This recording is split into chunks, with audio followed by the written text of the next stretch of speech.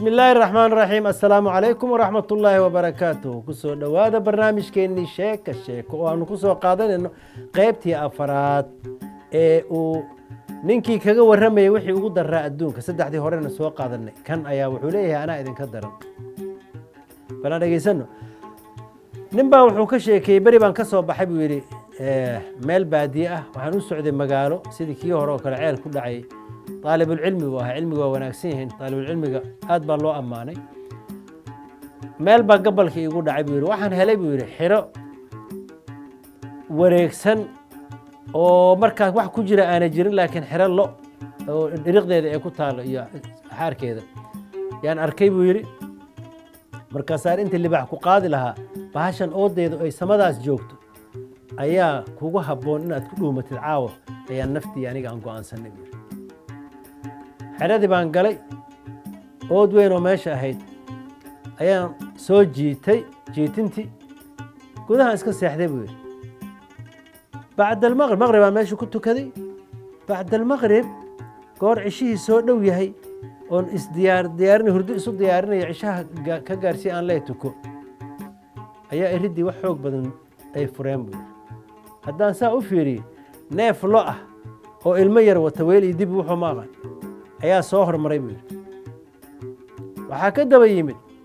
بلاير دير أو ماذا حيدا ضرورها سينو قليا أدمود oo xoog idufta ku taal yaabaysid illa waa cirfit min aljin markaan arkay yaa nasiib wanaag bira uu ku sunto xoolaha oo meesha taale xirad dhexdeed aan ka helay yaan qaaday buu yiri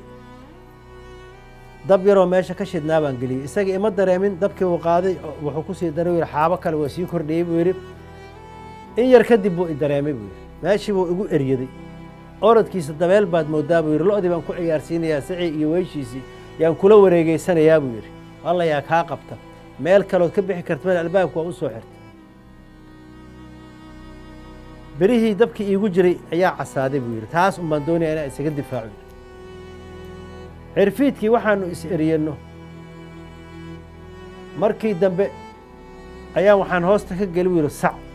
سعب وسا انتو اقبتي يولاليي بوري وحو كتوري بنانك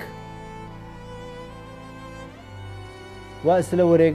وريغان برتي بان غعنتا لا هلي بوري سو دبا اردان يان اشي كغلي بوري لبا اندود بولها البان كغلي هل البا او هرتي بوري isagoo aad u xanaaqsano artanka iyo guuxa afkiisa ka baxay adiyaabaysan meesha isku la wareeganay buu markaa baan fikiro in waxa kugu fudud oo ku bixi kartid alla ilaahay waa adigoo weesha qabsada weeshi baan ku dhuuntay buu yiri saanta intuu qabtay anna bahashi aan weeshi aan lugaha ku dhagay iyo nalaaliyay buu banaanka noo tuuray waxaan nasiib wanaag ahayd markaan dibadda u baxnay in kurtun saa u soo taagan ay weeshi caloosheeda uu ku baagmay oo anoo arkay qorigii uu halka ka soo baxay anigana waxba ima gaarsiin ilaahay waa badbaadiyay laga yaabo sheeko la sameeyay inay tahay laakiin ninka wuxuu ka sheekeeyay intuu adduunka noolaa sheekada wixii ugu daraa ee Soomaaliya inta ayaan ku soo gaabanaynaa sheekadeenna maxaa kugu daraa inta adduunka nooleed inta aanu mar kale ku kulmayno barnaamijkan oo kale waxaan ku dhaafayaa assalaamu calaykum waraxmatullaahi wabarakaatuh